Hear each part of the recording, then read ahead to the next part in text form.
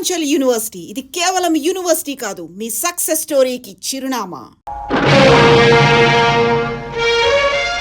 నా ప్రాణదాతవని అభిమానించాను, మంచి మనిషివని ఆదరించాను, నా పెద్ద కొడుకుగా భావించాను.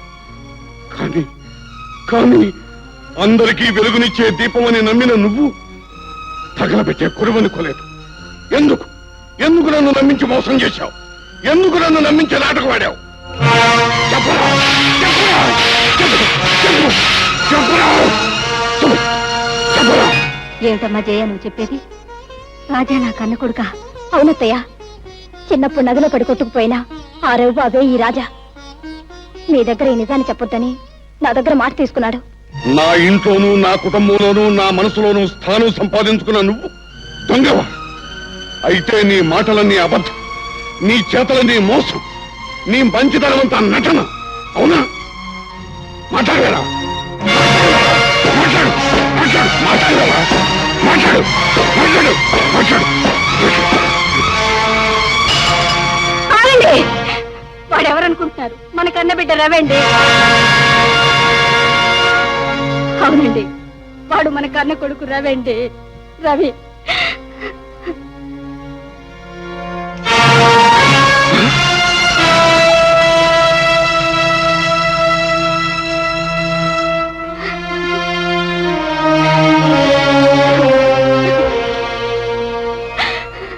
బాబు, ఇన్నాళ్ళు ఈ నిజాన్ని మా అందరికి ఎందుకు చెప్పలేదురా? నువ్వు లేవని కుళ్ళి కుళ్ళి ఏడ్చే ఈ అమ్మకి నిజాన్ని ఎందుకు చెప్పలేదురా బాబు?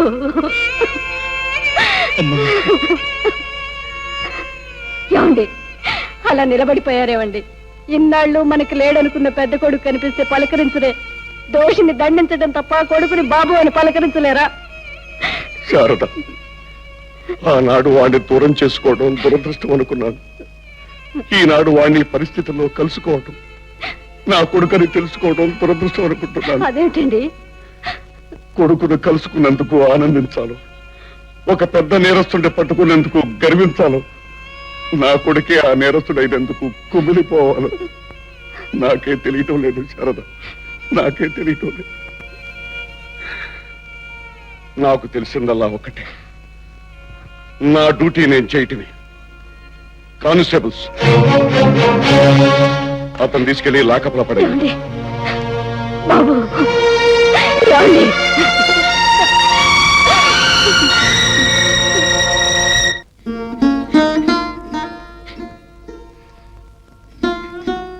ఏమండి, 18 సంవత్సరాల నాడు మనకు దూరమైన బిడ్డ ఇంతకాలానికి మళ్ళీ మనకు కనిపించాడు. ఆఫీసర్గా మీరు వాడిని అరెస్ట్ చేసి మీ బాధ్యత తీర్చుకుంటున్నారే తప్ప తల్లిగా నేను పడే బాధను అర్థం చేసుకోరేమండి. నన్ను ఇప్పుడు ఏం చేయమంటావు శారద? వాడిని ఎలా అయినా విడిపించి ఇంటికి తీసుకురండి. శారద, అనుబంధం కంటే అనురాగం కంటే మనిషి నీతికి న్యాయానికే విలువివ్వాలి. నా కొడుకనే స్వార్థంతో వాడిని విడుదల చేస్తే నా వృత్తికే ద్రోహం చేసిన వాడిని అవుతాను. నా కొడుకే కాదు, నన్ను కన్న తండ్రైనా సరే నేరం చేస్తే శిక్షించడం నా బాధ్యత. వృత్తి ధర్మవదల్ని గొప్ప ఆఫీసర్ అన్న పేరు కావాలే తప్ప మన రక్తం పంచుకు పుట్టిన బిడ్డ ఏమైపోయినా పర్వాలేదు, అంతేకాదు కన్న కొడుకని తెలిసినా వదిలిపెట్టని ఆఫీసర్ అన్న పొగడ్తలే కావాలి మీకు. నా పేగు తెంచుకు పుట్టిన బిడ్డ ఏమైపోయినా పర్వాలేదు, అంతే కదండి. ఇన్నాళ్ళు వాళ్ళు లేనందుకు ఏడ్చాను, ఇవాళ మీరు వాడిని జైలు పాలు చేస్తున్నందుకు ఏడుస్తున్నాను. శారద, వాడు నీకే కాదు నాకు కొడుకే. ఆడదానివి గనక నీ బాధ బయటికి చెప్పుకోగలిగా, మరి నేనెవరితో చెప్పుకోను. నా మనసుకే మాటలుస్తే, నా బాధకే భాష తెలిస్తే అప్పుడు మీ అందరికీ అర్థమయ్యేది. రాయిలా కనిపించే ఈ పోలీస్ ఆఫీసర్ గుండెలో ఎంత మంట తగులుతోంది.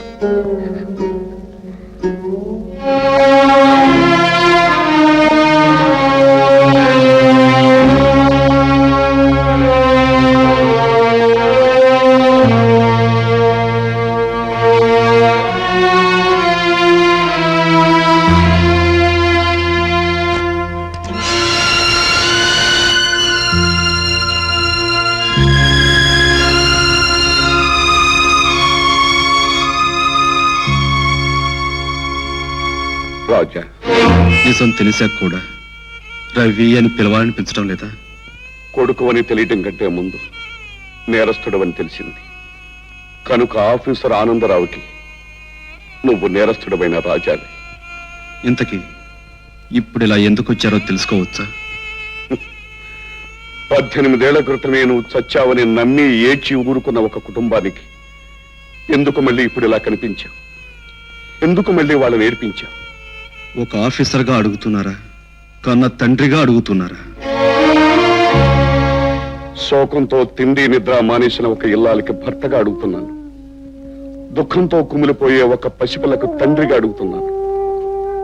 ఎందుకు ఎందుకు మళ్ళీ ఇన్నేళ్ల తర్వాత వచ్చి వాళ్ళ మనసుల్లో ఆరిపోయిన మంటను రాజేశావు? పెద్దలు గనుక, ప్రశ్నించే అధికారం మీకుంది గనుక అడుగుతున్నారు. నిజానికి ప్రశ్నలు వేయాల్సింది మీరు కాదు, నేను. ఏమిటో అనేది? ఒకప్పుడు మీ తొందరపాటు వల్లే కదా ఆ తల్లి కొడుకును పోగొట్టుకున్నది. మీ పొరపాటు వల్లే కదా ఆ చెల్లి తమ్ముడు అన్నను పోగొట్టుకున్నది. ఆనాడు నేను చెయ్యని నేరానికి నన్ను దూరం చేశారు. అదే విధంగా ఈనాడు మీరు నేను చెయ్యని నేరాలకు నన్ను బాధ్యుడంటున్నారు. అంటే కాళిదాసు పేరుతో ఇక్కడ కల్లోలాలు సృష్టించింది నువ్వు కదా? కాదన్న నిజం కంటే అవునన్న అబద్ధాన్ని మీరు నమ్ముతారు. అందుకే మీకు కాదని చెప్పుకోవడం అనవసరం. నీ మంకుతనంలో మార్పేమీ లేదు. మీ మొండితనంలో కూడా మార్పేమీ లేదు. సార్, మీరేమీ అనుకోనంటే ఒక చిన్న కోరిక కోరొచ్చా? ఏమిటది? మీరు నన్ను కొడుకు అనుకోకపోయినా నాకు మీరే తండ్రి. అందుకే మిమ్మల్ని ఒక్కసారి నాన్న అని పిలుస్తాను. నాన్న, అమ్మని అడిగానని చెప్పండి.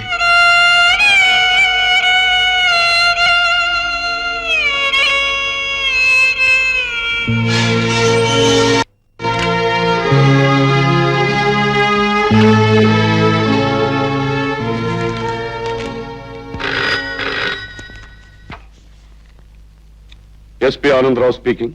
Hello mister Anandarao. ఐజీ గారా? నమస్తే సార్. కాళిదాసును పట్టుకున్నందుకు hearty congratulations. Thank you sir. By the way, మీరు ఒకసారి వెంటనే బయలుదేరి ఇక్కడికి రండి. వెంటనే వస్తున్నాను సార్. చూడండి మిస్టర్ ఆనందరావు, ఈ జిల్లాలో ఆహార ధాన్యాల కొరత అధికంగా ఉందని ప్రభుత్వం గుర్తించింది. అందుకే కొన్ని ఆహార ధాన్యాలను ఇక్కడ పంపడానికి ప్రభుత్వం ఏర్పాటు చేసింది. Very good sir. ఆకలితో అలమటించే ఎంతో మందికి ఇది పెద్ద శుభవార్త. అందుకే ఆ గూడ్స్ కి తగిన బందోబస్తు ఏర్పాటు చేసి ఇక్కడికి తీసుకురావాలి. ఆ బాధ్యత మీకు అప్పగిస్తున్నాను. అలాగే సార్.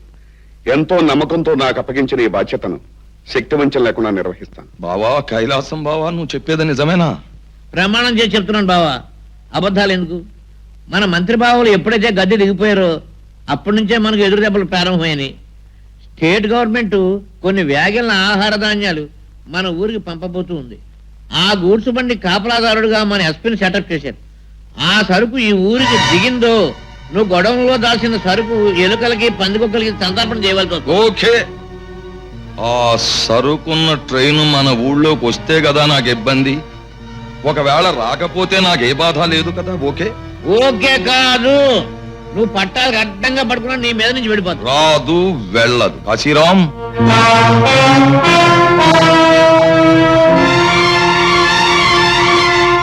ఒరేయ్ ధర్మరాజు, నా కంఠంలో ఊపిరుండగా నువ్వు ఈ దారుణాన్ని చెయ్యలేవురా.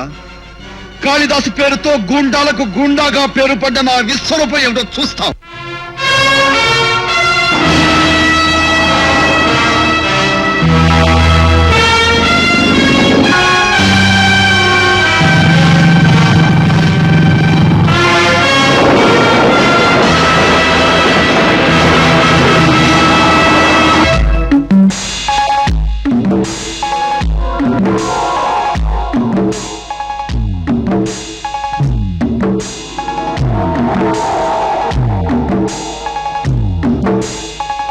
బావా, మన సెటప్ ఏమి డోకా లేదు కదా?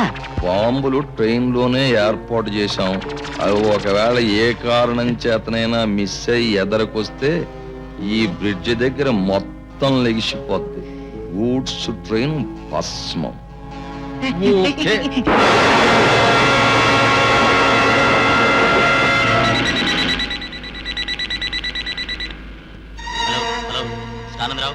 Yes SP Anandarao. పాములేరు వంతెన దగ్గర కొందరు మనుషులు అనుమానాస్పదంగా ఏదో చేస్తున్నట్టు వార్త వచ్చింది. Please check it. అలాగే అయితే ముందు నేను అక్కడికి వెళ్ళి చెక్ చేస్తాను. ఓవర్. ఇన్స్పెక్టర్స్, అక్కడ బ్రిడ్జి దగ్గర ఏదో గొడవ జరుగుతుందట. ముందు నేను వెళ్తాను, మీరు ట్రైన్ ఫాలో అవ్వండి. అలాగే సార్.